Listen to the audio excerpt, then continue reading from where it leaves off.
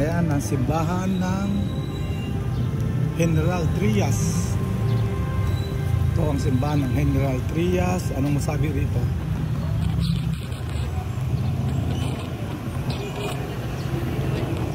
Simbahan ng General Trias, Church of General Trias. The first chapel that made by the first chapel made of light materials and erected by the Franciscan missionary. Ang poke dito ay isang bisita lamang ng Kawit noong mga taong 1611. Isinalin sa misyon Jesuit priest, turned over to the Jesuit priest of Cavite, Puerto in 1624.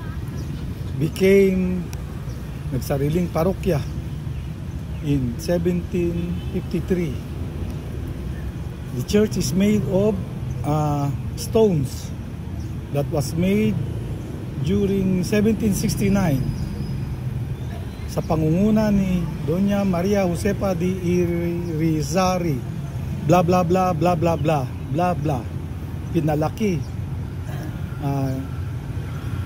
bubong na tisa. Englishin nyo na lang, kayo nang bahala dyan. Bye bye. Mahina tayo sa English eh. Kaya hindi tayo naging presidente ng bangko dahil mahina tayo sa English. E paano naman, laging nasa probinsya ang destino natin. Puro Tagalog, Bisaya, Ilocano, Kapampangan, yan mga kausap natin. Paano ka naman mag-i-English doon? So ito yung loob ng simbahan. Ayan. Ayan.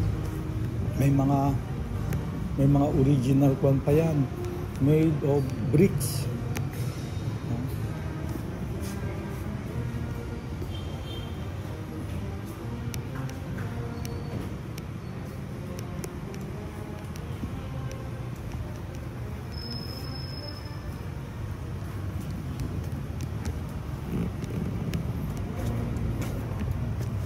Ito mga bricks pa to. Dito yung holy water, the design of the cross.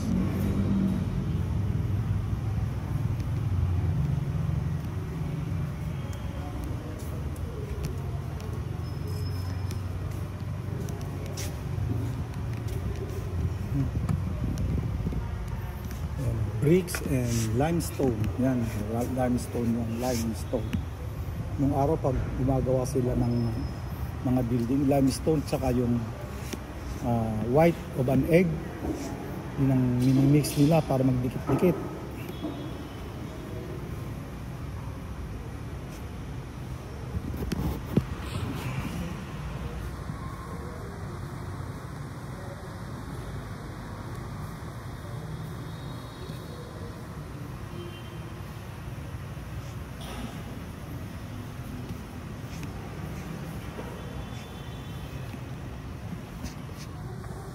Holy Week kaya nakatakip eh mga kwan. It's a Holy Week kaya most of the altar figures here are covered with violet cloths.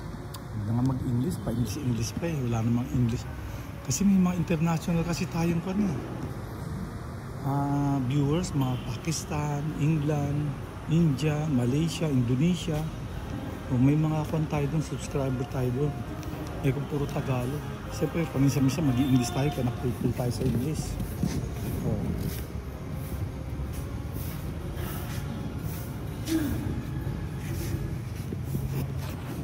Very intricate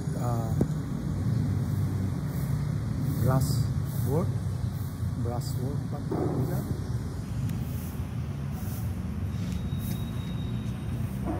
Okay. Bye-bye. Bye-bye. And may you have a wonderfully blessed days always.